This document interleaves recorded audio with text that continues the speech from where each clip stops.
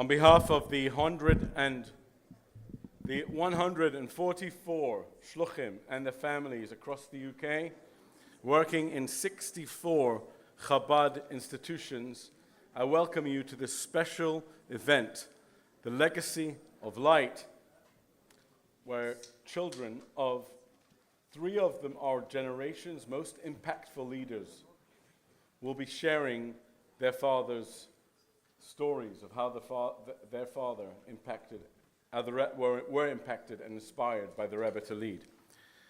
We live in an era where people are desperate for leadership.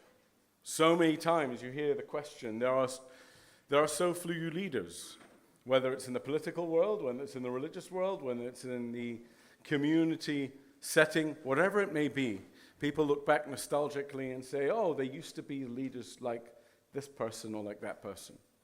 But if we look at the Rebbe's first opening statement, we could see that the Rebbe was actually preparing all of us, preparing the world for an era like now. An era like now where having the lack of inspiring leaders is actually a time, it's a call to action. It's a time when we no longer can hide behind the coattails of a leader and rely on them to lead, giving us the luxury of sitting back and worrying or anything else. But this is an era where every single person is called upon to lead. There's no they when it comes to leadership.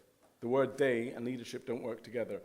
Every person, there is an area in the world where every person the world demands that they step up and lead. It's time, like a child growing up, no longer hiding behind their mother's coat, their mother's skirts. They grow up and have to lead. It's a time where we all have to grow up and lead and take a leadership role. And that's what we hope to gain from tonight, from these three inspirational people who will show how the Rebbe's vision inspired their fathers to lead and what an incredible impact they made on the world. Tonight's event was thanks to some very, very special individuals. First of all, a big thank you to Rabbi Getzel Itzinger, who led a group of shluchim to put on this incredible event.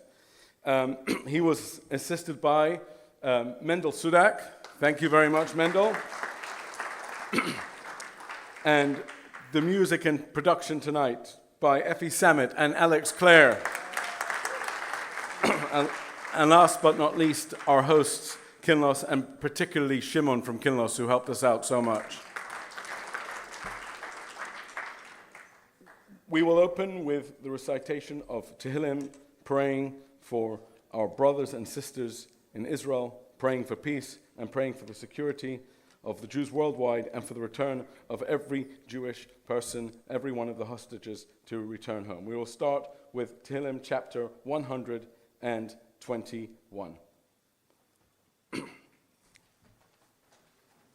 the screen. It's on the screen yet? We can have it on the screens, please. Here we go. Shir amalai selechon asasi eseinai hayoshvi bashamayim ki hinei evadim al yad adonayim ki hinei shivcha al yad gevirta kein einenu al adonai Eloheinu ad shichanenu chanenu adonai chanenu ki rav sovanu vos rabba sovala nafshenu halag hashananim habuz ligei yoinim. Now to Tehillim chapter 121, Kuf Chaf Aleph. We can switch it on the screens, please. Shir lamalais, esai nai el harim, me'ayin yavo Ezri. Ezri me'im Adonai oseh shamayim va'aretz, al yitein lamot raglecha, al yonum shemrecha. Hinei lo yonum v'lo yishon shemer Yisrael, Adonai shemrecha, Adonai tzilcha, al yad yiminecha. Yamam hashemesh lo yakeka v'yoreach baloila. Adonai yishmorcha mikol ra, yishmor es nafshecha. Adonai yishmor teischa v'yecha, me'ata v'yadolam. May be seated. Please give your attention to the stage as Effie and Alex will open up with our first musical presentation.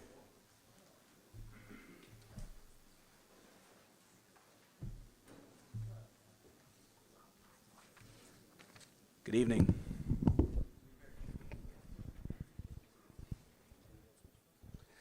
This is a nigun that was taught by the Rebbe on Motzi Simchas Torah many years ago. A song that describes the longing of a neshama for HaKadosh Baruch Hu that we say, many people say in this shul, in fact, it's part of the nusach that's said weekly. But when I first heard the Rebbe's nigun for this song, I finally understood the meaning of the words. So it's a beautiful nigun.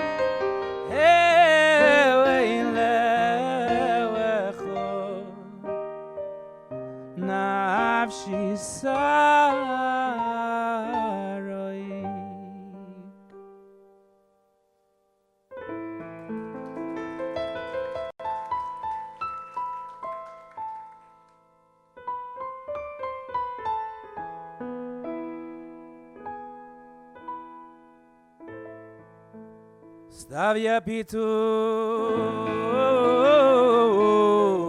pianitsu pianitsu prapuya ya prapo savayo telitsu Treba znati yach gulayati Treba znati yach brechati Oy cheshboin tzedek adovati Pred bano Chazem yenom od vetshati Hamai piem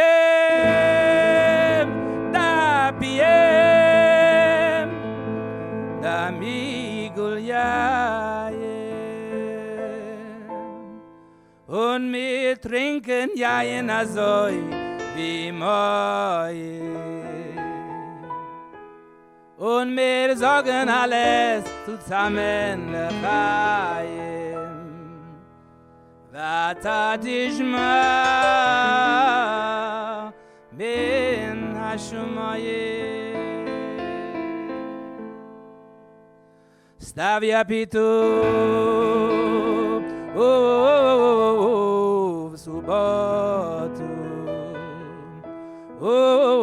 subatu Prabhuya, ya Prabhu hayu rabotu Trebas nati yach guliati Trebas nati yach brechati Oh, chesh boin tzedek odovati Peret banom chazayenom odvet shati Hami piem da piem da mi gulyayem und mit trinken jayen azoi bimoyem und mir sagen alles zusammen lechayem vata tishma min hashmayem.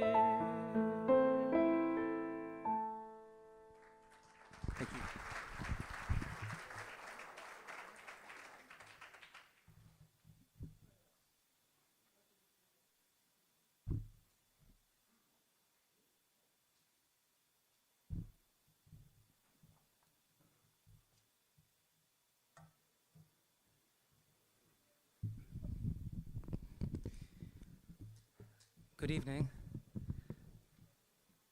I just want to add to the thank yous mentioned earlier, one of the shluchim who took a very strong leadership role amongst the shluchim, and that's Rabbi Mendel Cohen.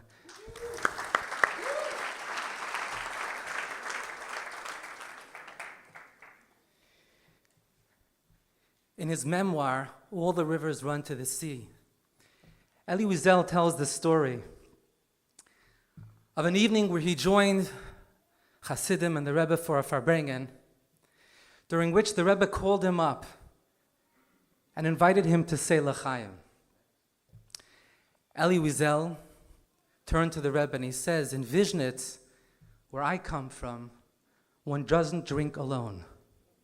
The Rebbe lifted his glass and said, and in Lubavitch, where I come from, one doesn't stop at one. L'chaim.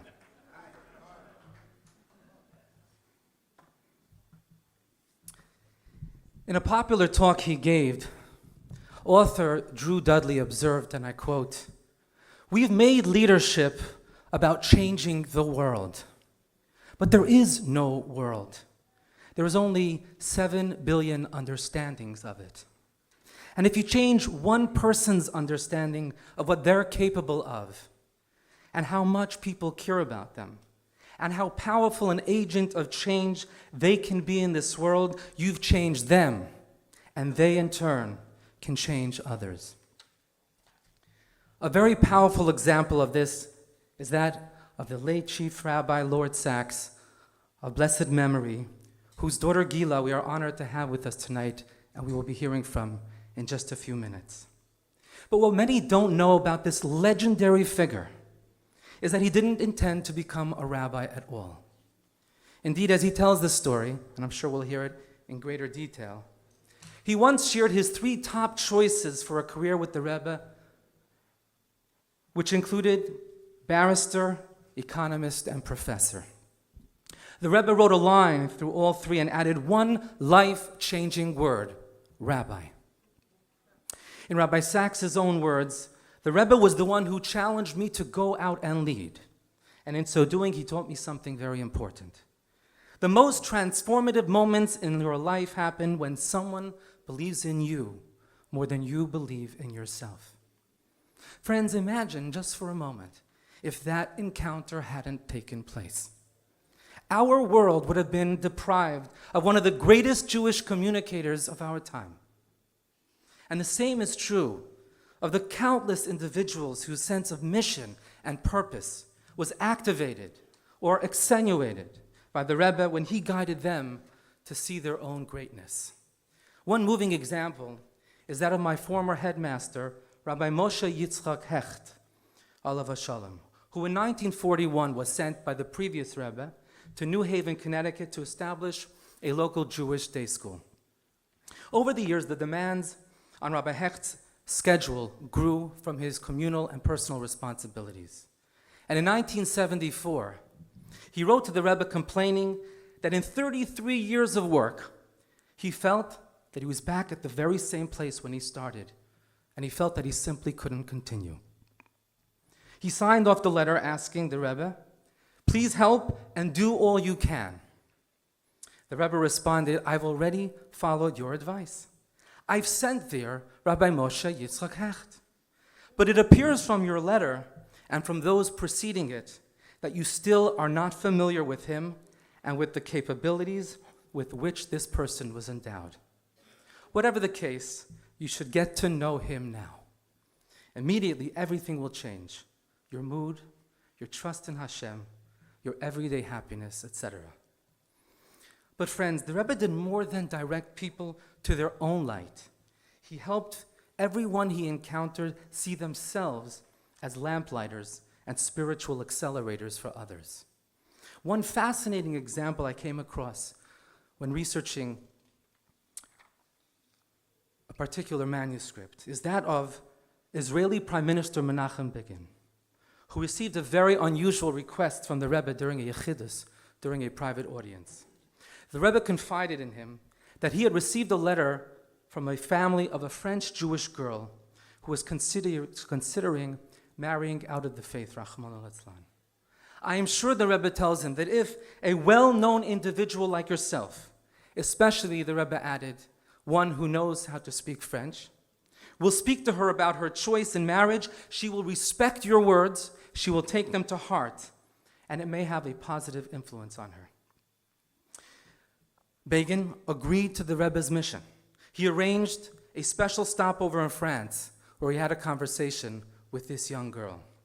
She was deeply touched by his presence and by his words, and she decided to move to Eretz Yisrael, where she ended up raising a beautiful Jewish family. Friends, perhaps it was this sense of deep-seated faith in every individual he encountered that accounts for the Rebbe's continued and growing impact on the Jewish world 30 years after his passing. And perhaps it was his understanding of the reverberating nature of influence, the kind that infinitely ripples out beyond its initial point of contact, beginning with one person living out their unique purpose, that explains why, to this day, his positive impact on the Jewish world continues to grow exponentially. And so, as we mark the Rebbe's 30th Hilula, let us endeavor to emulate the Rebbe's faith in every individual we encounter, embodying, as the Rebbe did, so authentically, the Jewish vision of world change, which doesn't consist of million-man marches and sweeping revolutions, but consists instead of empowering one individual at a time. L'chaim.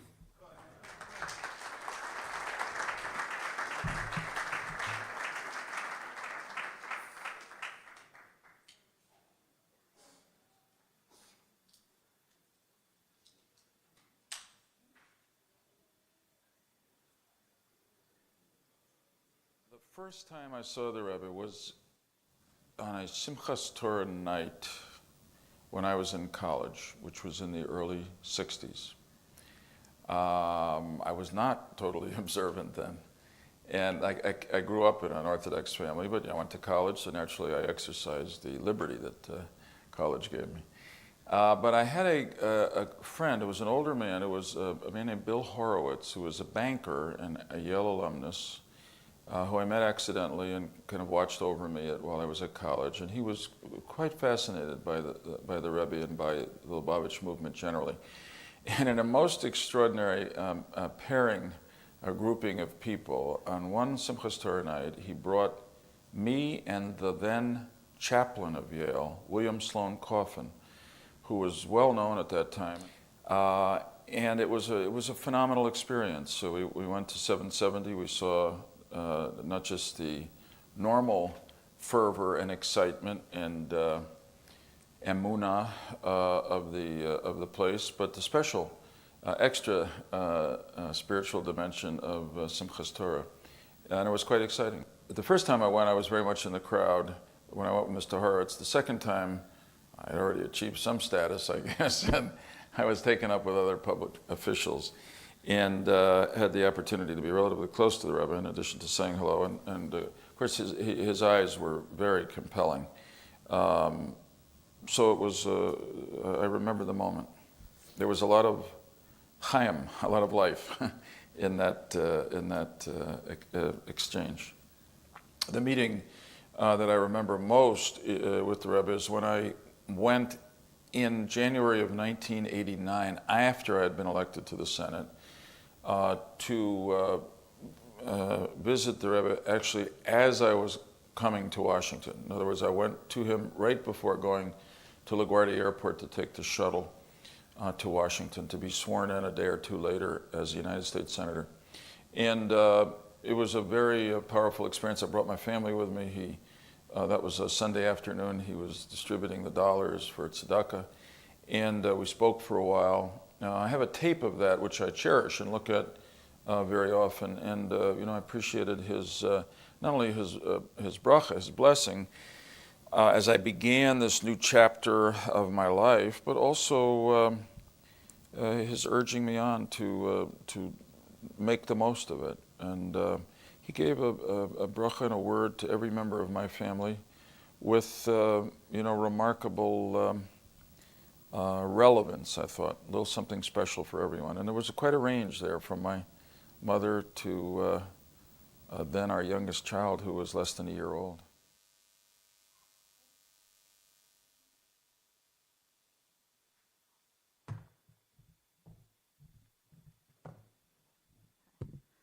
As a proud dual British and American citizen, I'm very honored to introduce tonight the Hani Lieberman-Lowenstein, the daughter of Senator Lieberman that we just saw in the video.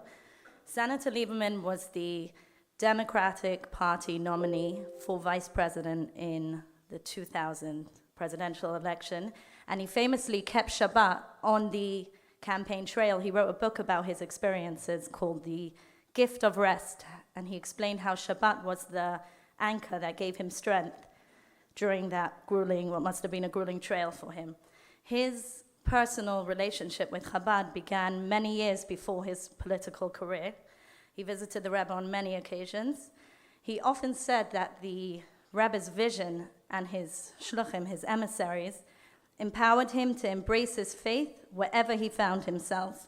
And this vision, he explained, will continue to empower the Jewish people and all of humanity for eternity. His daughter Hani spoke at her father's funeral and called her father a shliach, an emissary of the Rebbe. For last-minute reasons, Hani couldn't be here in person, but she's shared a video message for us that we'll see now.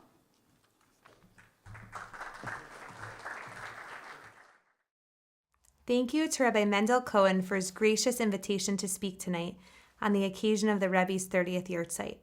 Unfortunately, I was not able to make it to London this week, but I still want to share my feelings with all of you who are attending this important program. This includes Rabbi Meni Even-Israel and Gila Sacks. After my father's sudden passing, I looked on a particular shelf in his study to see what Torah he had learned the last days of his life. And what did I find? I found the Steinsaltz Chumash with a bookmark on the Parsha of the week. My father remembered fondly the few times he met Rosh Steinsaltz. My dad was grateful to call Rabbi Lord Jonathan Sacks not only a rabbi in his life, but also a friend. During Rabbi Lord Jonathan Sacks and Lady Sacks' time in New York, my parents had the opportunity to build a relationship with both of them. The words of Rabbi Lord Sacks were words of inspiration that my father took with him everywhere he went, and he always found great meaning in his writings. On this week of the Rebbe's 30th yahrtzeit, we focus on the Rebbe and the influence he had on each of our fathers. I distinctly remember my father's concern when the Rebbe was ill, and as a young child, all of 5 or 6 years old, inquiring how the Rebbe was feeling. It is hard to believe that 30 years have passed since then. The first time my father saw the Rebbe was as a college student in the early 1960s on a Simchat Torah night. He was moved by the spiritual fervor and intensity in the room. On future visits to Farbrengens in 770, he noted how everyone wanted to catch the Rebbe's eye. They were looking for that moment of connection they would look back to for years to come.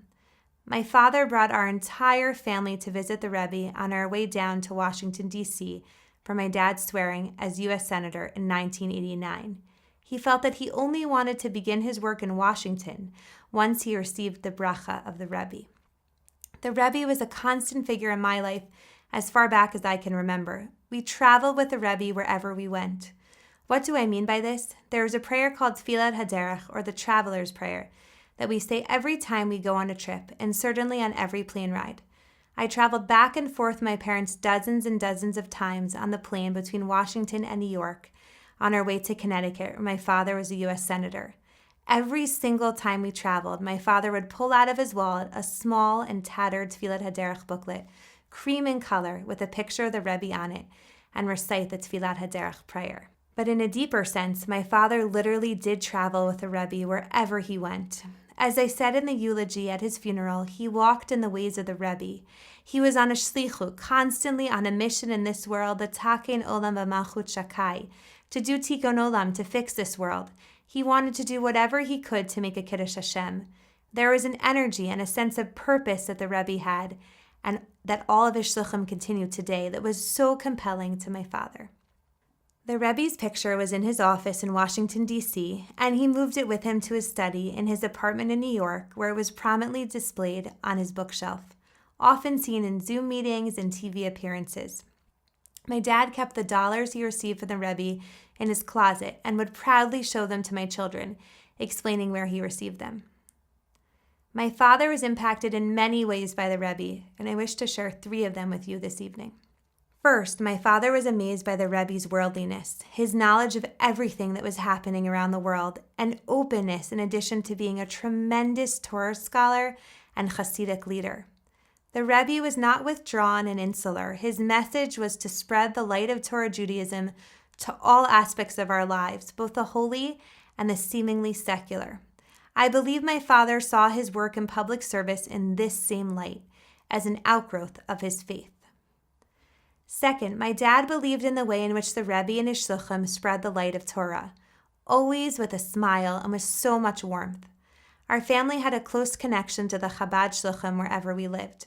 Their warmth and their homes enhanced our lives, whether it was in New Haven, Connecticut, Washington, D.C., Stamford, Connecticut, or in Riverdale, New York.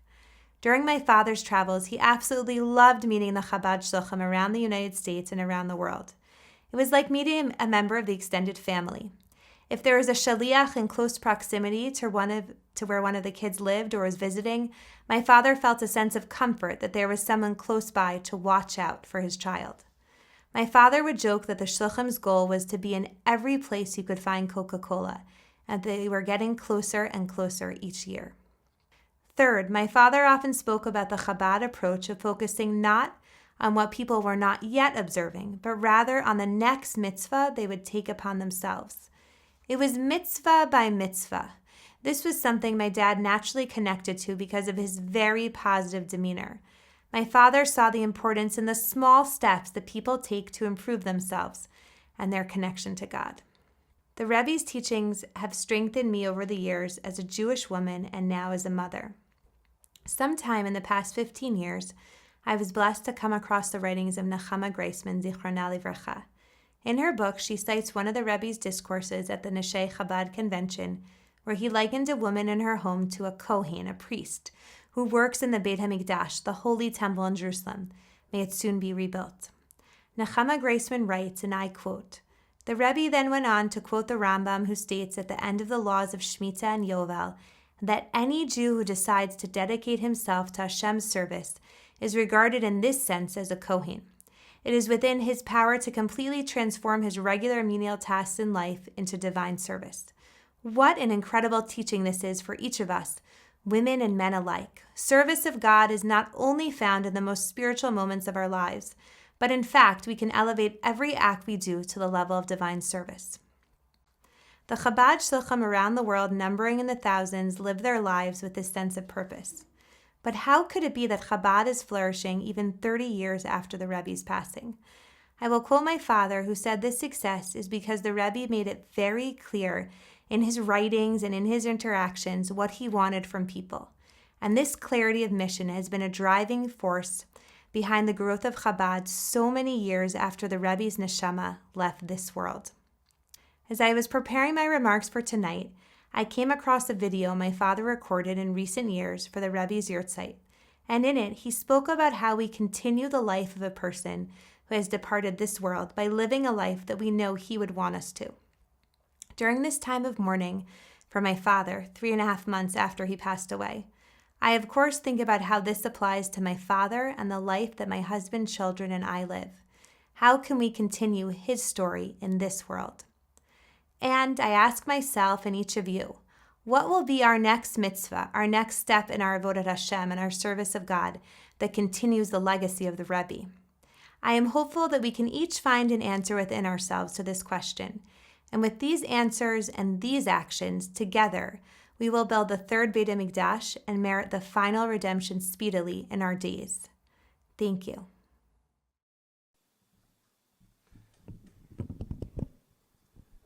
Again, to appreciate the greatness of the Rebbe in so many walks of life. He was truly an incredible songwriter and wrote some very, very powerful melodies, including these two from the month of Elul and the Yom Noraim, by Holy Days.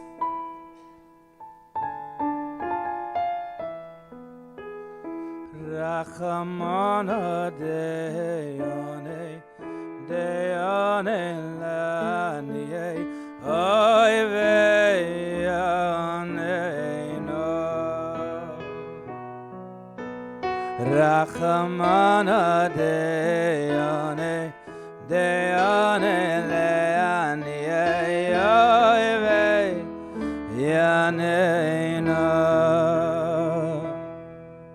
Rachamana deyane l'svire liba oh yanena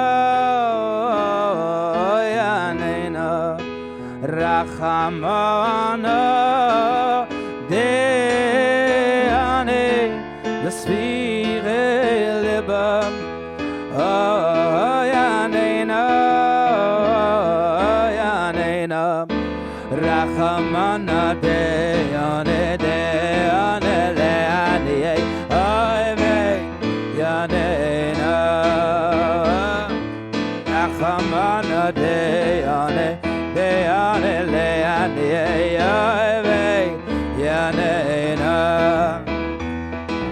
Rachamana deyane svirei liba oh yanena Rachamana deyane svirei liba oh yanena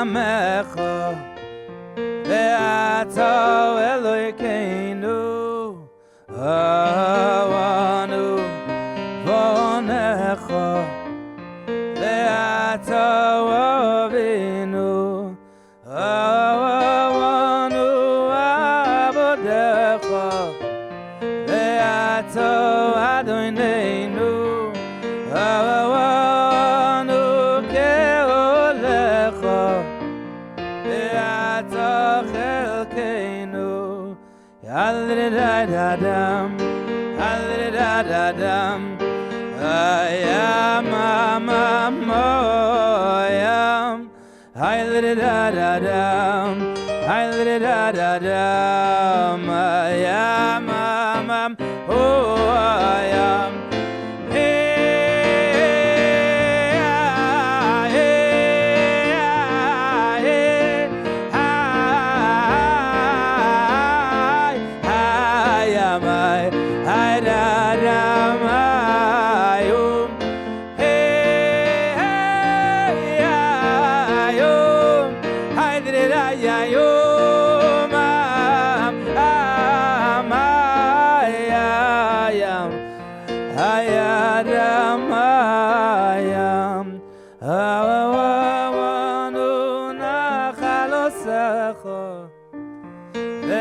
ata goyreleinu hawanu tsovo newecho ata royenu. Thank you.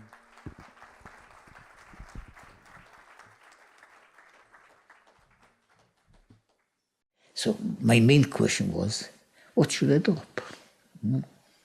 I don't know. There are three things that are important, each of them in a different level and a different way.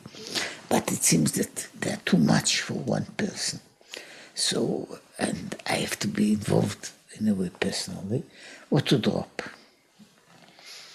And the main point of the answer was, you go on, you continue to do all these things, and try to do more things.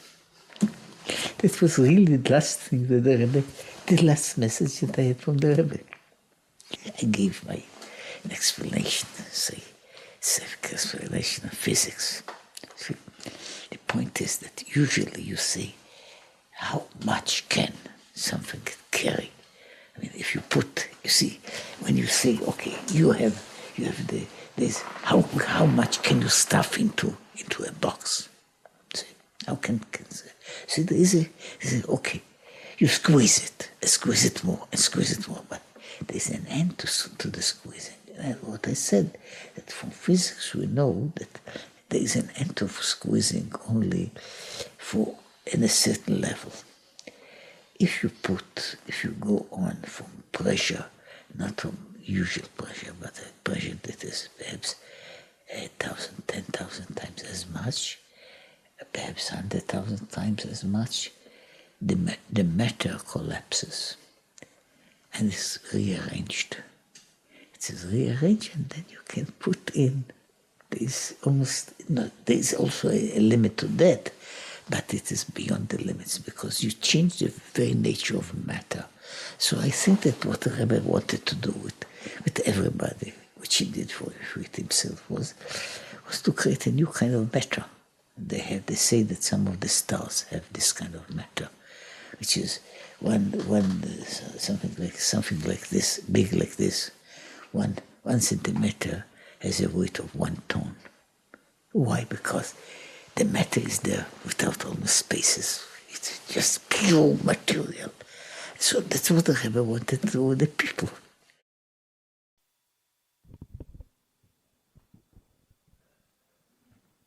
Let's do this. Sure. Okay, so Meni said I could ask anything in the first 2 questions. He says, please don't ask those 2 questions. So maybe there'll be an after party and we'll get to discuss what I wanted to. But for compensation, let's talk about growing up in your father's home, and especially the Chabad influence there. Good evening. So just to start, I think it's extremely important to remember that we all have to accommodate and to appreciate the English football team for reaching the Euro Cup. That will be definitely one of the way my father would have been. One of my favorite stories about my father, which I have many, is one day he comes to the yeshiva, his own yeshiva, and you see that the boys, like boys are, didn't care at all that he's there, okay? This is my father coming in the yeshiva, and they don't care. I said, guys, listen, if you don't care, let's talk about something that you might care about. Talk about soccer. And he said, okay, bring the newspaper. Of course, the students had the newspaper. And he knew every single team, who played, what goals. Again, I'm not sure how much of it was his interest or how much of it was his phenomenal memory. But he used to do that. He actually once told me that a shliach brought him out to Toronto, and just before he got up, he turned to the shliach and said, what do you want me to discuss? And the shliach sarcastically, which you should never do that to your father, said, Chinese pottery. And your father told me he spoke for an hour on Chinese pottery and sat down. And then this poor shliach, it was at a fundraiser gala dinner, had to explain it was all really a parable and donate to my organization or something like that. Nice. So growing up in the house, I presume like every famous father, there's consequences to having a father like that. My school life was very simple. If I got anything above 90, the teacher said, what we expect, you're your father's son. If you got under 90, it was, no, what would your father say? I never got above 90, so there was never an issue. Growing up in the house was very, very intense. My father, especially when I was young, was never home. He worked literally 24/7. One of the reasons is because of this kind of sentiment the Rebbe told him. Time is short, work, work, work. My father was diagnosed with genetic Ashkenazic disease called Gaucher disease. And basically from the moment he was born till about age 40, he had the death sentence above his head. Nobody survived it in that time. There was a lot of complications. And I think that was one of the reasons he worked like that. He took many, many things together. But one of the things he did, which I don't know if everybody knows, he was also the rabbi of the Chabad shul in the Old City, which now I'm sitting on his chair, which doesn't do a lot for them, but I'm enjoying it. And it doesn't matter what happened, doesn't matter what weather it was, and doesn't matter if he came back from a flight half an hour before Shabbat, he would go to shul. Sun, storm, snow, whatever it is, and Israel's actually scorching heat, but used to come all the time. And he sat there, he sat in the back of the shul, not in the front of the shul, which literally was a great lesson. The rabbi position is to be with the people. So usually, as you're going to test, he used to spend the entire davening talking to people. Talking to people, schmoozing the people. But the moment everybody left, usually it was a Chabad shul, so everybody went to Fabregan, he used to completely disappear into himself and start praying. And his prayer, which I think was very, very Hasidic and very, very Chabad constructed, was that he used to stand in Shmona Esrei of Shabbat literally for hours, not moving, not changing, standing there. And you see, if you had the opportunity to watch him, because he never liked it, you can see his concentration. He told me once that the biggest deal, the biggest information, the biggest benefit he can give me is to train my mind to concentrate on a certain point for more than 2 minutes at a time. Try it. 2 minutes. 2 minutes about the limit of most people. Without thinking about any other topic besides that thing. In his letter to my mother, when I got engaged, he's telling her, do not be surprised, my bride, I presume, if I'm standing near a door or near a window and I'm contemplating for 5-6 hours without moving. He had this ability. His passion, however, was to transfer Judaism and text to the next generation. The Rebbe was present in his own life all the time. From the moment he started, the moment he ends, the Rebbe was always there. He did not talk about it every Shabbat. We didn't learn the Rebbe's Sichos every Shabbat. It was not a conversation. But it was very clear at every major time in his life, the Rebbe was a very solid part of it. I counted, because I had to prepare for this, 20 times that I can detect since age 16 till his death, that the Rebbe did a pivotal movement to change the way he thinks. And we will talk about it, at least about some of them, as we go. Yeah, I once sat in his chair, which is how I got to know him. I also went, my Mokum Kavua, and every shul I've ever been into is always the back. So I always, when I arrived, I also went to the back and I was sitting in his chair. And I'll say it. He came over to me and he said, you know, what's your name? So I said, Yisrael Wise. He said, where do you live? So I said, I just moved to Rechavia. I was studying in Tzemach Tzedek for 2.5 years. And this was my first Shabbos. So he said, why do you live in Rechavia? Which I think he thought was too modern an area for Lubavitcher. So he said, so I said, I don't know, that's where I live. So he said, is it so that your wife can wear trousers? So I said, no, it's so that I can wear a skirt.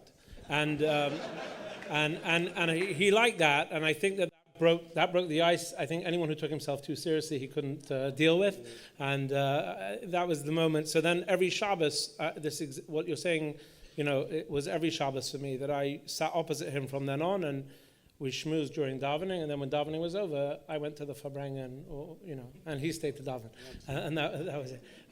But just kind of bringing it back to this idea, obviously there's so much that we see in the videos of him and the Rebbe, and his biography, of the Rebbe, which is I also translate as an autobiography for himself, which and in every work you see it. So, I mean, it's interesting, obviously, that it was overarching and it wasn't kind of maybe things like you don't talk about your own parents at home as much. So maybe that's like the depth of influence that the Rebbe had. Maybe. I think there's, first of all, when he had to write this book, it's called My Rebbe, it was basically strong arm to doing that. I warned the guy who underwrote it that this book will never come out. He didn't believe me. It took 25 years to write a book. And the original manuscript was almost 800 pages. We destroyed it twice. I think my father looked at Rebbe as both father figure, his spiritual beacon, and third, his personal guide, which was a very interesting. My father normally did not ask anybody for advice. He had hardly any real friends. I mean, I can count his friend in one hand. And the Rebbe was something in between all of those things together. And I think you see it in the book. Even though the usage of the I in the book is maybe 12 times, even though the book called My Rebbe. But it's very typical to my father. That's very powerful. So your father's legacy, which is so well known on every level, you can't get through any Jewish bookstore or any Jewish conversation without him coming up in some way, seemed to kind of take the Rebbe's message, especially as it was said in that video, so strongly, and try to pass that on to others. What I want to understand is, how did he view the average person who wasn't doing, the way he discusses, and the Rebbe did this as well, is that everybody is this enormous giant. But surely he also saw and interacted with the average person who is not to his level. So kind of what is the messaging for that? So I think he really took the Rebbe position on it, that every individual, every Jew, every person in the world has a tremendous potential. And his rule, when he come to what he decided to do most, which is text, was saying everybody can read this text. I'm only going to make it engageable, accessible, and usable. But you are it. It's belong to you. This is not a rabbi with a long beard treasures. It's meant for every individual, male, female, doesn't matter. You have to know it. You have to learn it. You have to own it, which I think was the biggest gift.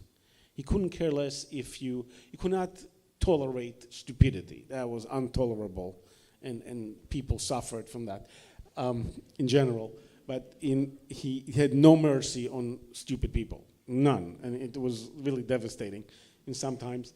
But when he come to conversation, intelligent conversation, and the idea of to transfer knowledge to the next generation, absolutely. His motto, right, is let my people know. No. And that's what he meant. He really meant let my people know. In his commentary on the Chumash, which was mentioned in the movie by Senator Lieberman, I tried to find out where's my father. In the Talmud, it's very clear. Talmud, you can see what he did. Talmud, my father made a very clear position. There's Rashi, there's Tosfot, there's other thousands commentaries, and he will make one line, very readable, but you can see about 20-30% is its own words. It's very clear it's my father's words. In the Chumash, it's much more personal for him, but you can't see it. You don't hear it. You see the seamless work that he did there, because he wants everybody to own the commentary. You want everybody to own it, to read it by himself and make their own interpretation, which, as we can tell and we know, is what the Rebbe wanted. And is the same mentality. It belonged to us. The Mivtza Torah, but what the Rebbe used in 1971, was exactly that. Everybody has to learn. So it can be the 12 psukim, which Rebbe construct, and it can be a one halacha per day. The Rebbe brilliancy, it's much more brilliant than Daf Yomi. I know maybe people won't like it, it won't good for my business as well, but the Rebbe brilliancy of choosing Rambam is the core traditional text we have to learn, is a significant, almost prophetic concept. You come to kids in school, and the kids tell you, I don't have patience to learn 20 hours of Talmud. I don't. I can argue with the rabbis later about how many hours they should learn and how they should learn, but that's something else. Learning Rambam, one halacha, one short concept, give you the ability to know it thoroughly. The Rambam wrote it in excellent Hebrew. We added a commentary. We're working on the English edition of it. But in reality, that's the difference. Everybody can own the Torah. And that was based on the Rebbe work. Wow, that's amazing. To get a little more personal in terms of, not your life, in terms of the stories of the Rebbe that you heard at home or interactions that your father had, you mentioned these 20. Some of them are more well-known than others. Perhaps if we could hear a little bit. Right, so I'm going to do, because they're very long, and guys, you want to go home today, I can speak. That's not a problem. I will talk beginning, middle, end. Okay, that will cover it. So the first interaction we know that my father had with the Rebbe had nothing to do with my father. There was a mashpia who wrote a letter about my father that these are young men who have a great talent and we don't know what to do with them. And he may be considering perhaps going to yeshiva. And the Rebbe is like, yeah, take him out to yeshiva as much as you can away from his parents. My grandparents made in Shalom Hevalia, were traditional Zionist communists. And they managed thoroughly. They actually believed in that. Properly, my grandfather actually ran the local communist newspaper in Israel for a while. Good guy. And then he went to fight against Franco in 1936, just to make sure that you understand the picture. So the Rebbe said, take him, let's move him to yeshiva. My father lasted 3 weeks. 3 weeks. That's it. That was the entire experience. I mean, I was not that lucky.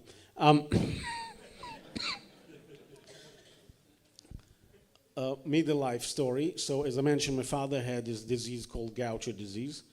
And one of the solutions to the disease is that you're doing a major operation. One of the impacts of the disease is that your spleen, instead of dissolving old blood cells, is basically consuming them and eating them.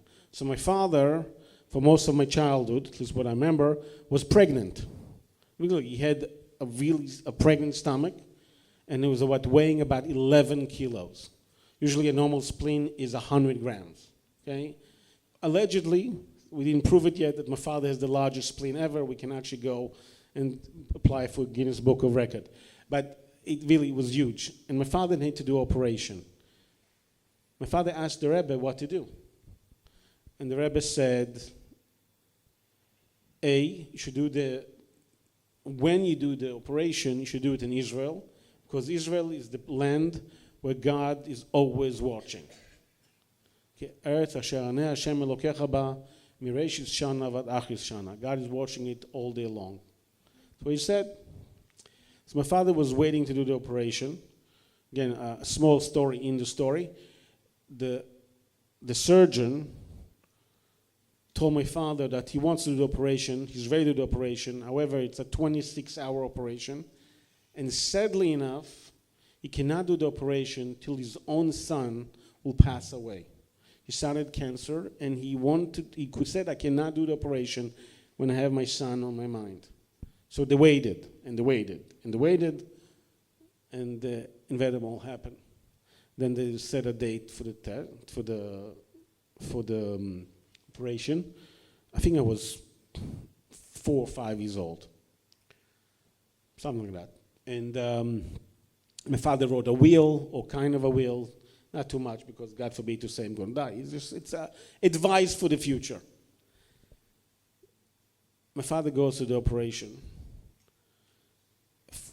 The mind-detaining part of it is that every single internal medicine doctor who wasn't around at the time in the country was in that operation. Everybody came and saw, and from time to time, your people, yeah, I was in the operation. Apparently, it was very good. They managed to remove all the 11 kilos, or 10.9. My father's spleen is all around the world. You should know if you want to visit it, if you even have in London school. But what the most fascinating thing is about the Rebbe story. So my father came, the operation is very, as I mentioned, is a very long operation. So my father went very early in the morning. I remember the taxi coming, taking him. It was maybe 4 or 5 a.m. My mother, a good mother, took me to the kindergarten, which is across the street, literally. And we went to kindergarten. When she came back, there was a telegram, not the app, the original telegram, this thing. And there were 3 words. Ani et sheli asiti, which literally translate, I have done my part.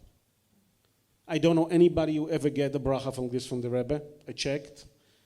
The wording are not spiritual wording. They're not, I prayed for him, I didn't go to the Tzion. I did my part. That's middle life. End of life, or end of relationship, 1990, my father and my mother are going through a very hard issues with publication. One day we'll explain that. And my father goes through the Rebbe, and the Rebbe does 2 things. First of all, he tells my father, Lefum tsara agra, according to the suffering, the reward.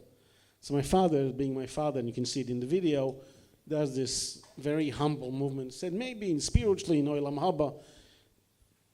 And the Rebbe is very, very clear, said, no, not in the Olam Haba, not in the future, in this world. Be physical, rewarding. And then my father started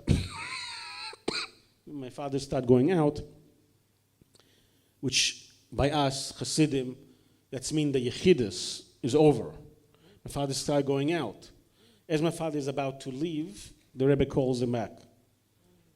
He said, look, people don't know it, but I like to interfere in people's life. This is what I like to do.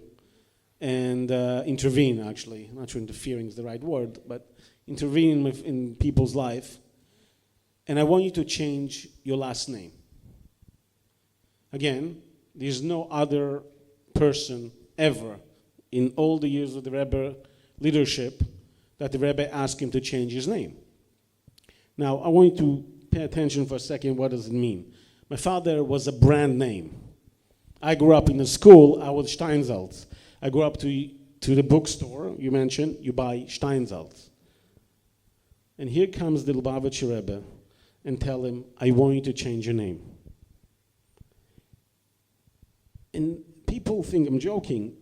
My father actually changed the name completely. Every single document, every single paper, every single information we had was changed to Even-Israel. I took my father, maybe not like a regular chassid. My father spent 6 months playing back and forth with the Rebbe about choosing the right name and what to choose, and eventually he decided on Even because the Rebbe recommended, and Israel because it's suggesting all his parents' names and maybe the old name. He never explained that to us, but to the Rebbe apparently he did. And when he changed the name, he did it completely. So completely that I'm in New York, and I'm getting a phone, I think we were in New York, then I get a phone call from my father's secretary, some of you remember, Thomas Nisel, Alav Shalom, and he calls me frantically. It's 2 o'clock in the morning, is in a plane, they're supposed to go to the Baniala, the book Baniala in Venice, and my father cannot go on the plane because the people who issue the ticket issue it for Rabbi Adin Steinsaltz. No such man exists. His passport says Even-Israel. And he's, of course, screaming at me, like, I have done this. And I said, listen, Thomas, I'm really sorry for you, but it's 2 o'clock in the morning. Issue a new ticket. My father took it very, very seriously. That's middle. the last thing that I think is prophetic, and my father told me this by passing, but he mentioned later in interviews. The last time my father saw the Rebbe was Shavuos 1991. And my father walked with my mother again, and we were in Washington, D.C. We were guests in the Smithsonian. Actually, Hani doesn't know, but we actually ate with them. A long time ago, I was younger, longer, more hair. And the Rebbe whispers to my father in Yiddish, we have to grab, we have to catch, we have to take whatever we can. Traditionally in Lubavitch, there was a farewell. When the Rebbe told the Chassid, we must grab, we must catch, that was usually when the Rebbe told the guy, not the Rebbe, prepare yourself. My father told me when he told it to his in-law, to my uncles, they all turned white. And they didn't know, but the Rebbe most likely was speaking about himself. It was the last time my father saw the Rebbe. To conclude with a final thought, the evening is called Legacy of Light. So your thoughts, both from your father and your father's interaction with the Rebbe, of the legacy, the future, and how you perceive it. So,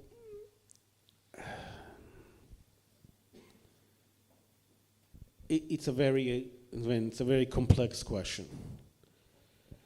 The legacy the Rebbe left is a legacy like the old navigators, the old boats.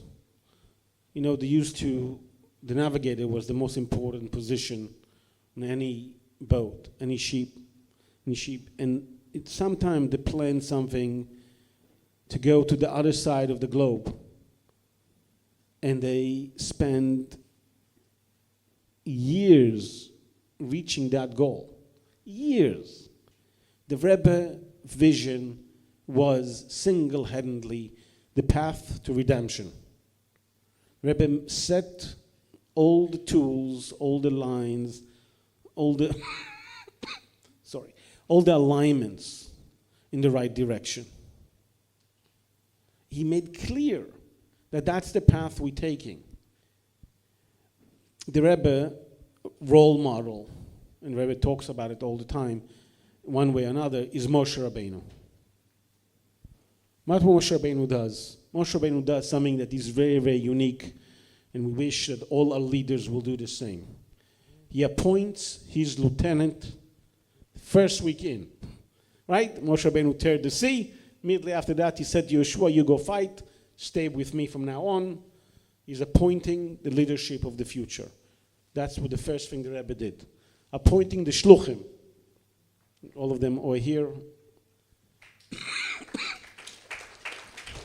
He was setting the alignment of how to reach redemption. That is the goal. That is perspective. There's a famous poem by, I'll remember his name in a minute, who says, even though it's winter and it's beautiful around, I'm paraphrasing, there's miles to go, and I'm not going to sleep. Miles to go, and I'm not going to sleep. That was the Rebbe mission. Continuously do the work till we reach our global and individual redemption. Sure. Thank you very much.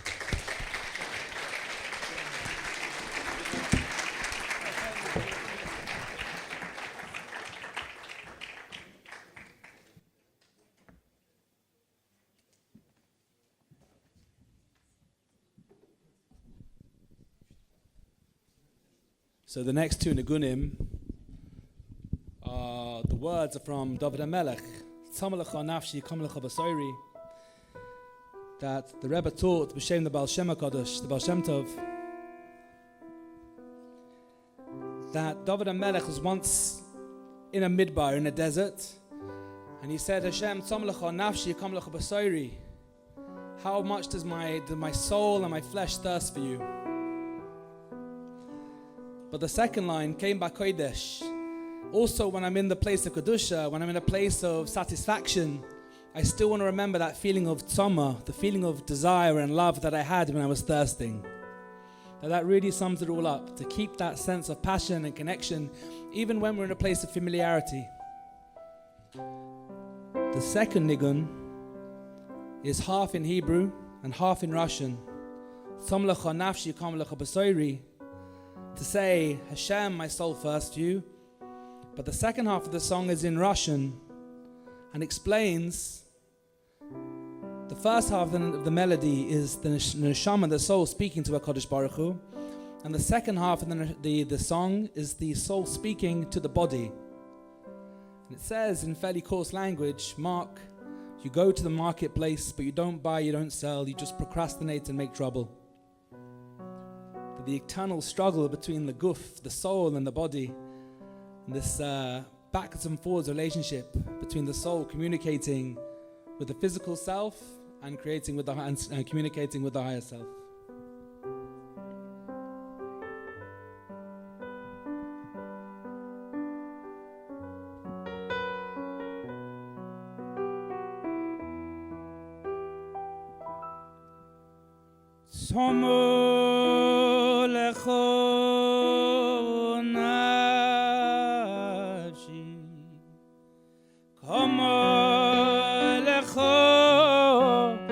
Sorry,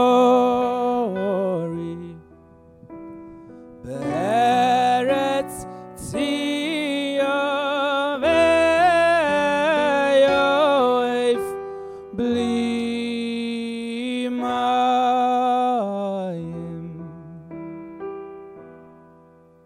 Driyama mamayo Driyama mamayo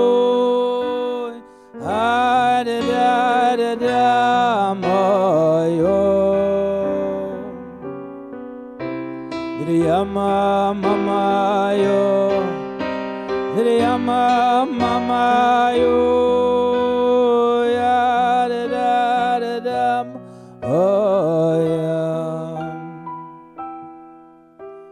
Kein bakoidesh chazi zicho Liroi zuzcho uchvoidecho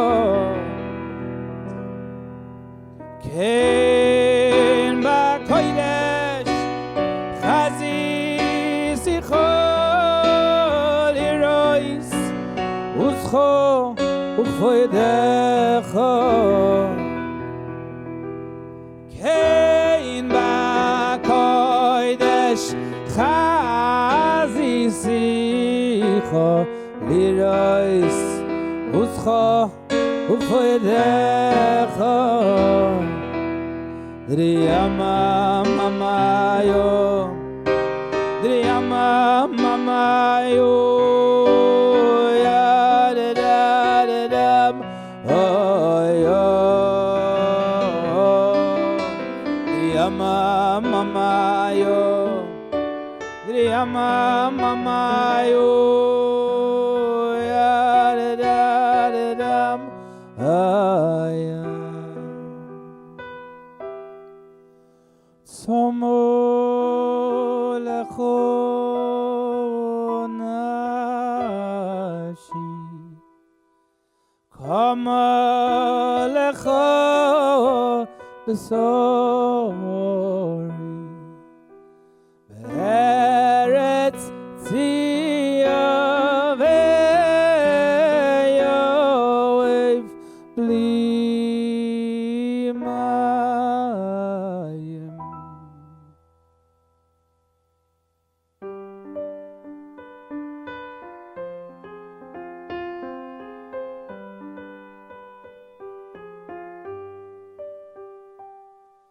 Hey, tzoma, tzoma, tzoma, tzoma lecho nafshi Kama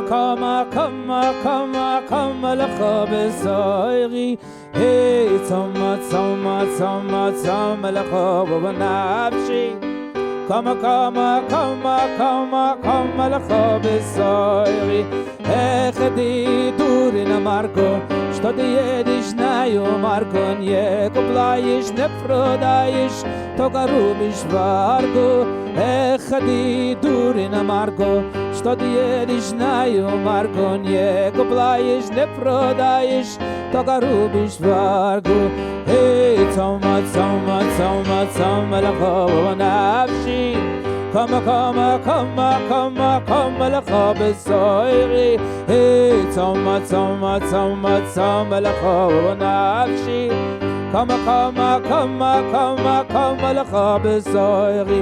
Hayya malidadam, hayya dadadadadadam, hayya lidadalam, hayya lidadam, hayya yadadadam, hayya dadadadadadam. Hey, Johnny, what are you doing in the market? You don't buy, you don't sell, all you do is make trouble. Hey, Johnny, what are you doing in the market? You don't buy, you don't sell, all you do is make trouble. Thank you.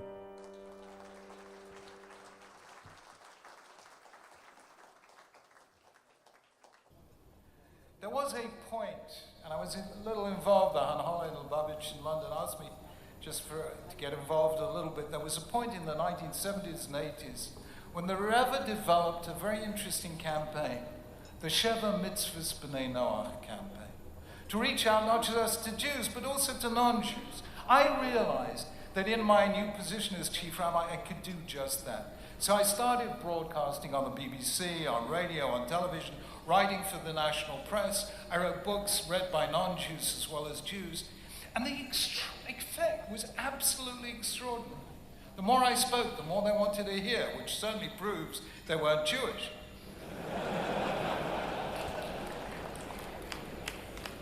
The more I wrote, the more they wanted to read. And you know what that experience told me? Not only the wisdom, the vast foresight of the Rebbe in understanding that the world was ready to hear a Jewish message, but it taught me something else as well. And I want you never to forget these words. Non-Jews respect Jews who respect Judaism.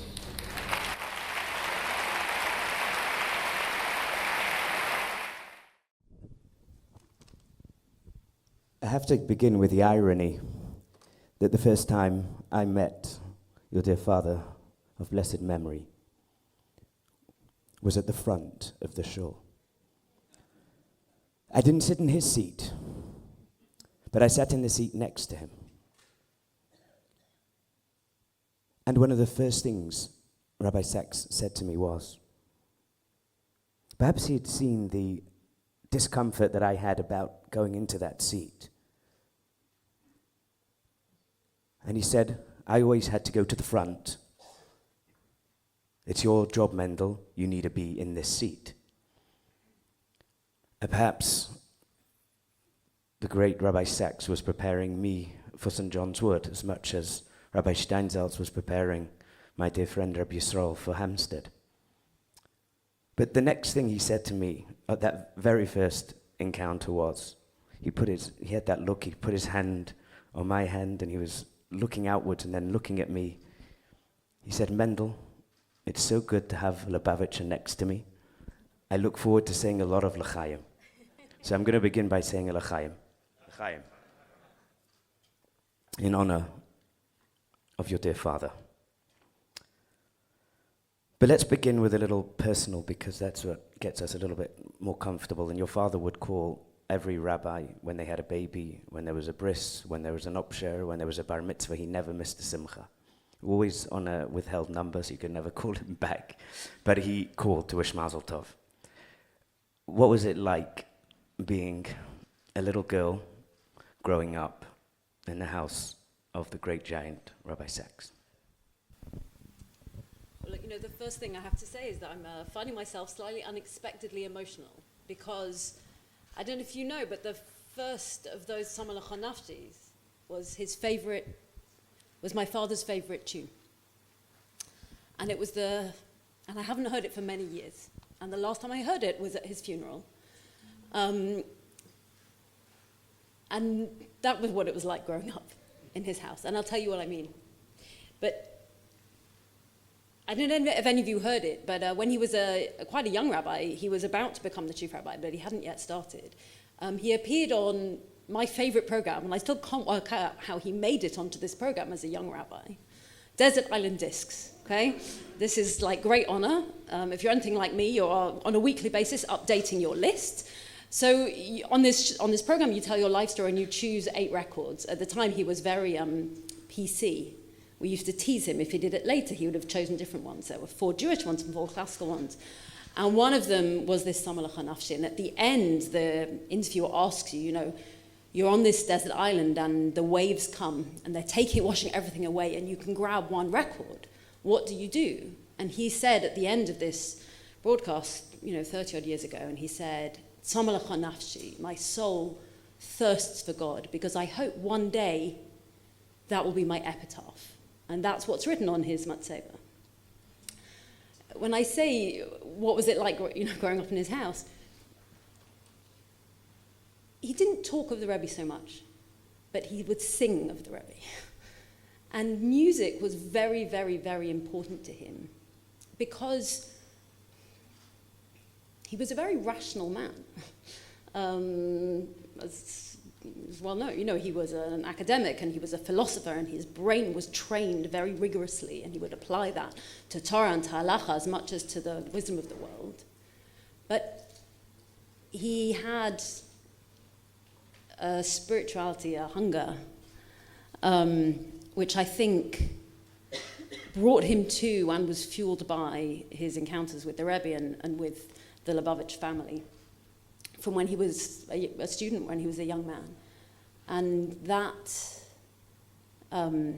bringing together that space for the music of life amidst all the rational and all the challenge of the world was something from a very young age I was very aware he got from the Rebbe. On that note, one of the times he was with us in St. John's Wood, he told the story that when he was by the Rebbe that famous Rosh Hashanah, this story isn't as well known. He comes out of the shul after the services and he goes on Eastern Parkway. Someone pulls him in to eat lunch, and there's another guy opposite him, a songwriter from Minnesota or something. I don't know if anybody's heard this story, and he says to him, the songwriter, "Why are you here?" He said, "I can tell you why I'm here, but why are you here?" And the songwriter said to him, he was driving through Minnesota. It was during preparation for Rosh Hashanah, and he was completely disconnected from anything religious. And suddenly he had this song click in his mind, and it was a song he had from Hebrew school. And he immediately made a U-turn and drove all the way from Minnesota to New York, and that's where he was spending it, to be with Chabad. That was his drawing back. And he told the children, and the parents of the children in our Hebrew school, after telling that story, he said, "You never know where your children will go, where they will end up, and there will be one tune, one niggun, that will bring them back." And Samalach Hanafshi was one that he would often say, "Mendel, let's sing Samalach Hanafshi." Your father did incredible things, inspired and continues to inspire. Where do you feel that the Rebbe had an inspiration in his works, in his writing, in his understanding of the world, in his attempt to rationalize, and in his desire and his dream to make the world a better place?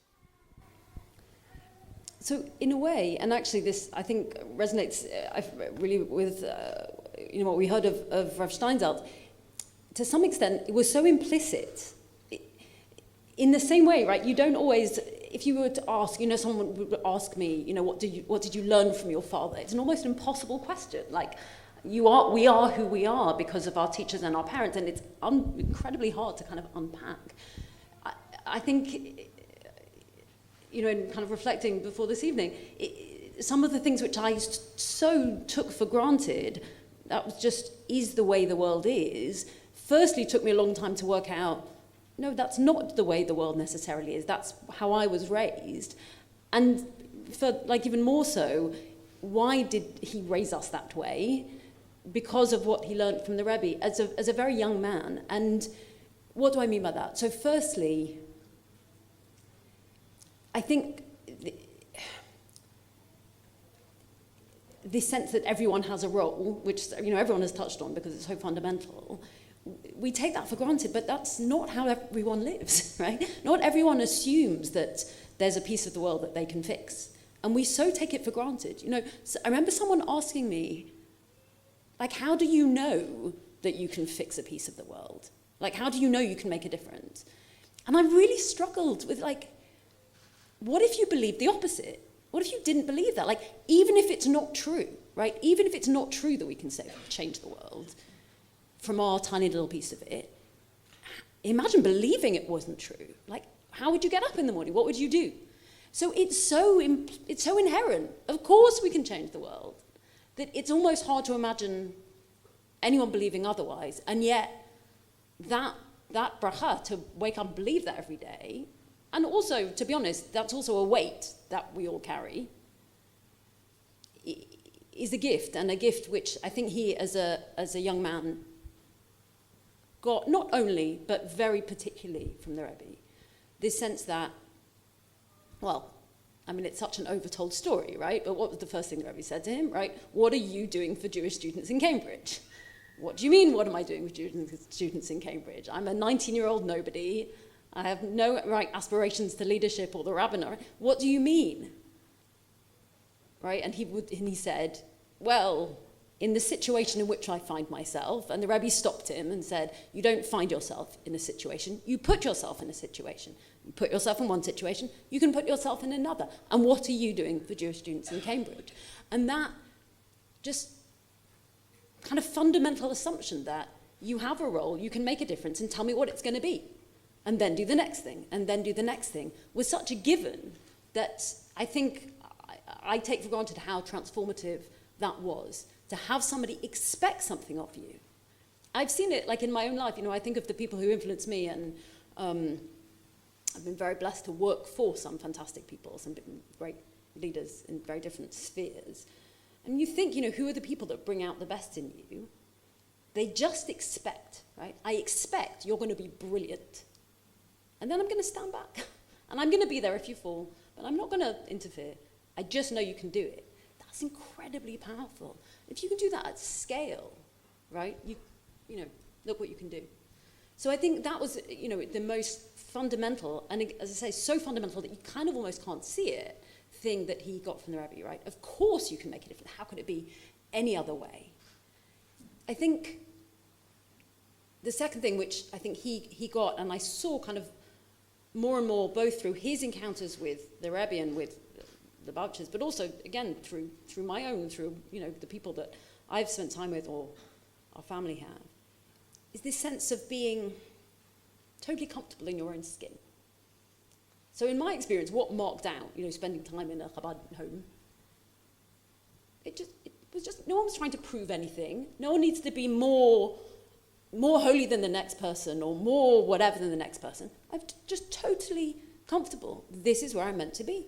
And this is what I'm meant to be doing. And if I can be totally comfortable in my skin, I can allow you to be as well. Right? If I'm not trying to prove anything, I don't need you to prove anything either. You get to be fully you, and that's okay. And that's very powerful, right? Because a really powerful way to change somebody, right, is not to tell them they've got to change, but get them to feel comfortable and then get them to believe, right, what they can be. And then they'll do it for themselves. And that's a very different mode of education or of challenge, right? Create the space. It's okay to be you. It's okay. And that, we are, my father was, and we are quite an angsty family, right? We were not always comfortable in our own skin. He was not always comfortable in his own skin. So you could see the impact of the people that were and what that can do, that inspiration. And I think when you put those things together, you expect a lot from people, but you allow them to be who they are, you can really generate greatness. Well,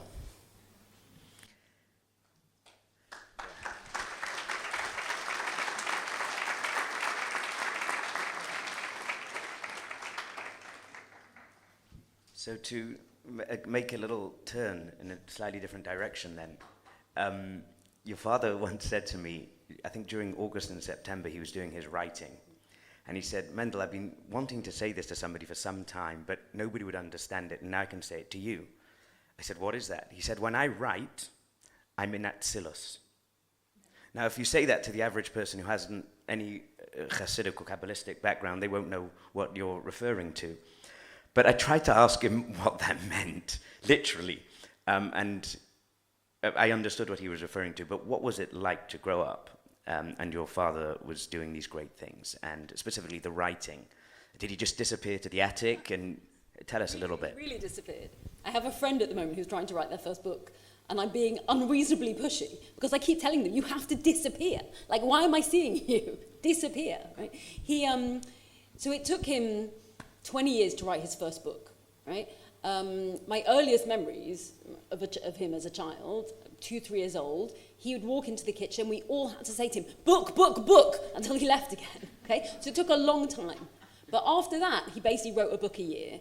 And when he was chief rabbi, he would protect 6 weeks in the summer. Now, 6 weeks is not a long time to write a book. Sorry, I'm sorry. 6 weeks is not a long time to write a book, so he really, really had to disappear and had to be very, very, very disciplined in how he structured his time. He was an insomniac, which is it's a terrible burden. It makes you very ill. It's not a good thing. The only upside of insomnia is he would read. He would read. And maybe this, I haven't thought, but maybe it was also partly influenced, people have touched on the Rebbe's, the worldliness, the breadth of his knowledge as well as the depth of his knowledge.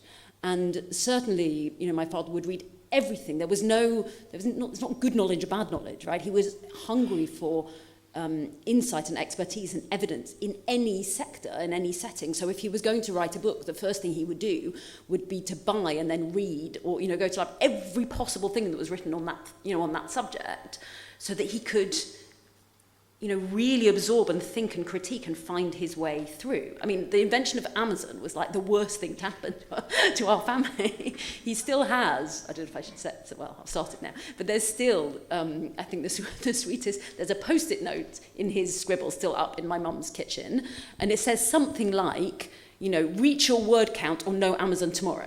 Right? So he was very, very disciplined and would work incredibly, incredibly hard to churn these books out. And he'd come back to ideas. So there would be an idea that would be, he'd be kind of nurturing and he'd play with it, and it wasn't the right time. And he would put it aside, and maybe it would become a drasha, and then he would put it aside, and then the world wasn't ready, it was far too controversial now to say it, and he'd put it aside, and then there'd be the right time, and then the book would come, right? So the ideas would play with him for a long time. And I guess, look, the last thing I'd say, which, also speaks, I think, to, what does leadership really look like, right? He planned his books, but also the things he wanted to do in the world, right? Long time. So he used to have a file of fax. I don't know if they still exist. I don't think it works by email, right? I think it has to be, right? And every time he'd finish the file of fax, he would move the front page from the last one to the front page of the next one. And what did it say? It was like 30-year goals. Okay, goals for him, what's the books he's going to write, what's he going to do, and goals for the Jewish community. 30 years, I can't think more than, right? And that's how he thought, that's how he worked, right? How is he going to get the community from here to there? And what's his part of that story going to be? I think that leads beautifully into the timely question, which I know you mentioned in that amazing evening of hope a few months ago with the previous Prime Minister. The lack of voices, the lack of leaders we touched upon, and the thirst for that, those of the previous generation, and for the legacy of light, for us that are here to bring forward and make the difference and bring the change. How do we take it to the next step? So, it's been a pretty bleak 9 months, okay? And I have to tell you what worried me kind of, I didn't say on day one, we had other things to worry about on day one, but day 3, 4, 5, and has worried me since, is that what happens when there is crisis for the Jewish people. They have a big choice, right? Where do we go?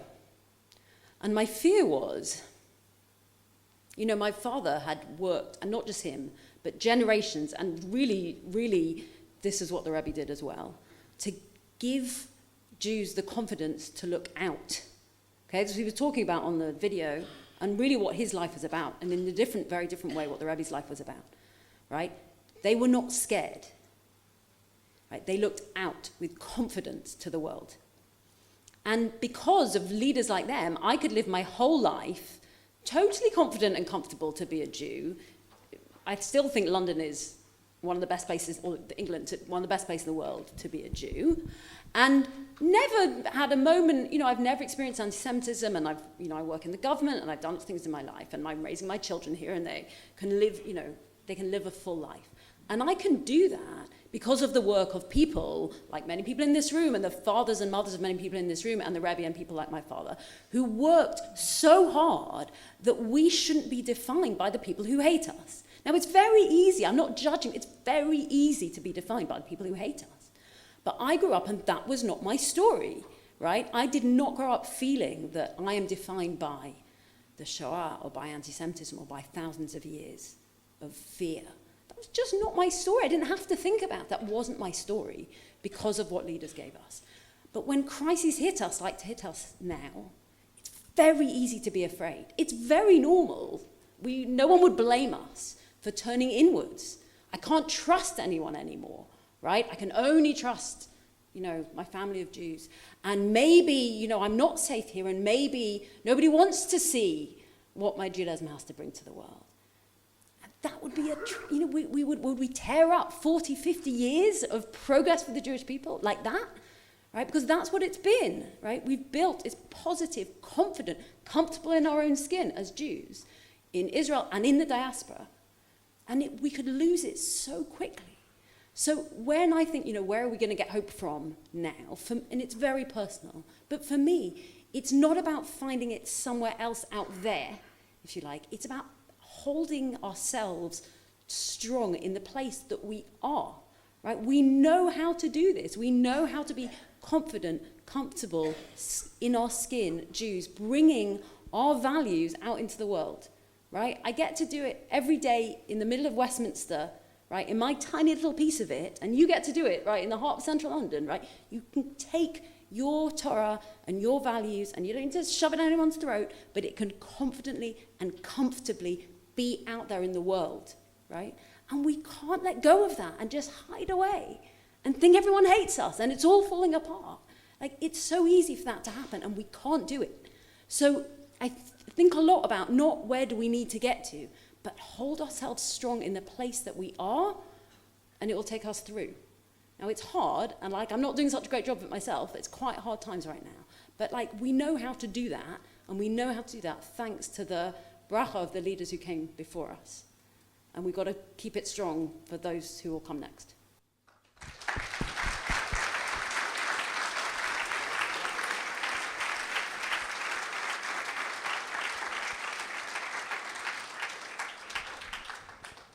On behalf of all of us, thank you, Gila. That was absolutely beautiful.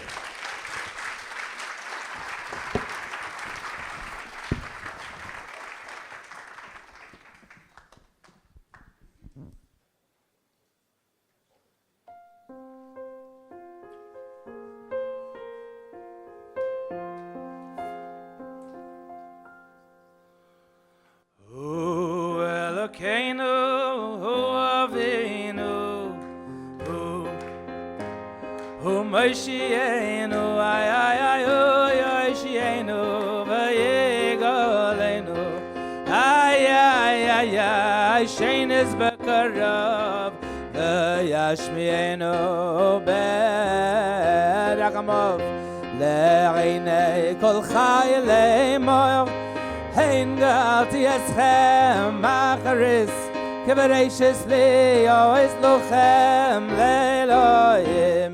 Ay ay la la la la la ay ya la la la ya la la la ay ay la la ma ya la la ay la la ya ma ya la la ya da da da ma ya ya da la ma ya la da da yam ya da la ya ma la da ya la ma la da da yam ya la ma la ya da da.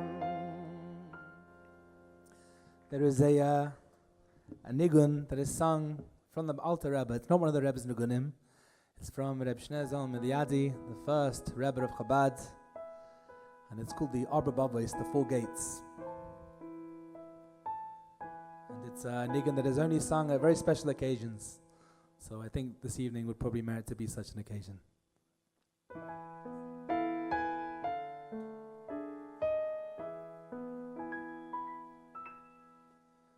Riyama mama yo, Riyama mama yo, oh ya eladam, oh. Riyama mama yama mama yo ya, oh ya eladam, oh.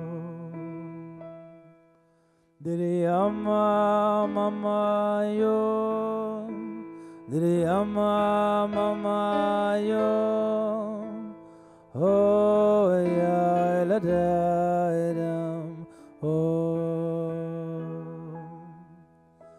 Diriyama mama yama mama yo ya, oh ya eladam, oh. Diriyama mama yama mama yo ya, oh da da yam, oh ya da da dam. Diriyama mama yama mama yo ya, oh ya la da da dam. Diriyama mama yama mama yo ya, hayam oh ya la da dam. Diriyama mama yama mama oh ya, oh ya la da da dam, oh ya ya mayam, oh ya mayam. Diriyama mama yam, ya mama yo ya dam, oh ya mayam, oh ya mayam. Diriyama mama yam, ya da da dam, oh ya dam, la da da dam, oh ya dam, oh da da mama yam, oh yam, Diriyama mama hey, Diriyama mama hey, oh ya yam, oh yam, ah da da da da yam, oh yam, oh ya dam, oh da da da da yam, oh yam, Diriyama mama hey, Diriyama mama hey, oh ya yam, oh yam,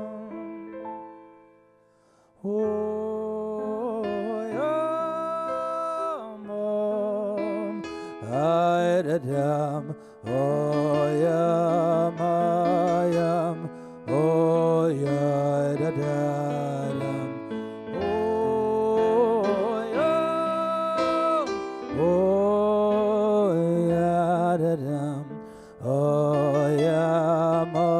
oyam, oyam, oyam, yamamaya, yamamayam, yamamayo, yadadadam, oyam, oyam, oyam, yamamaya, yamamayo.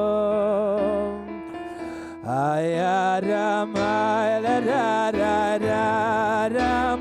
oyam, oyaram, oyarararayam, oyam, oyam, niriyamamamaye, niriyamamamaye,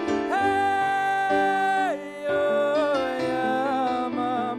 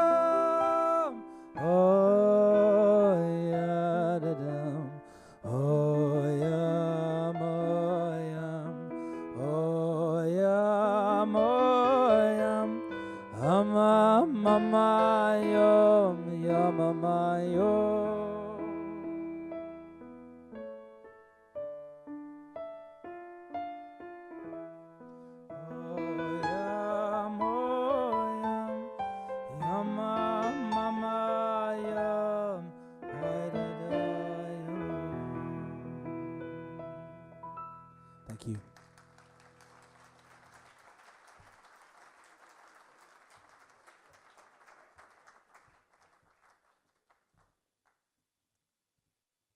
Once again, thank you very much, everybody.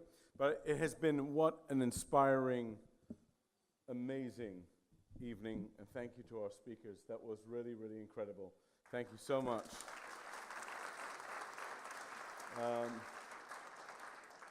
I'm rethinking what I said before about the lack of leadership. But inspiration in Chabad never is good enough. We always have to bring it down to action. That's the point. And when it comes to being given and blessed with the leaders that we were blessed to have shared their inspiration, but most of all, the gift that, like Gila said, the gift that the Rebbe gave all of us, the most important thing when someone gives you a gift is to show appreciation. The only way you can show appreciation to someone like the Rebbe is to put into action that which the Rebbe demanded, and that which the Rebbe relied on us, not for himself, but relied on us on behalf of the world and behalf of all humanity, that each one of us has to step up, like I said in the beginning, and lead. In every, I'll just share one. When Rabbi Sacks passed away, there was a sense that you can't emulate Rabbi Sacks. He was a giant. And I was speaking to some people in Shul, and I said to them the following. I said, we can. And what do I mean by that? There was one of the last videos going around about Rabbi Sacks was a video of him doing a Zoom meeting, and there was a very starstruck interviewer asking Rabbi Sacks the question about why do bad things happen to good people. And in a very, very moving way, Rabbi Sacks gave the answer, which I'm not going to repeat. You can look it up yourself. And it's not the point that I'm trying to say. But what I took away from that is I thought you can, in hindsight, looking at that video, you can see that he was in pain.